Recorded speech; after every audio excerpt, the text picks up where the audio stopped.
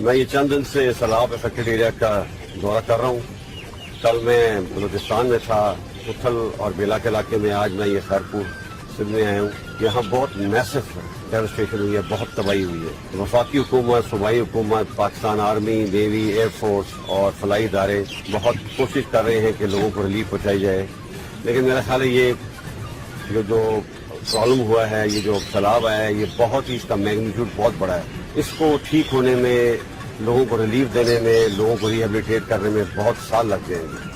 تو میں اپیل کرتا ہوں تمام پاکستانی اپنے جو مخیر حضرات ہیں کہ وہ سامنے آئیں اور اس مشکل حالات میں اپنے ان بھائیوں کی, جو کہ بہت ہی مشکل حالات میں ہیں, ان کی مدد کریں. ہم اپنی پوری کوشش کر رہے ہیں, لیکن جیسے میں نے بتایا ہے کہ فیڈرل گورنمنٹ, صوبائی گورنمنٹ اور آرم فورسز کے وسائل محدود ہیں.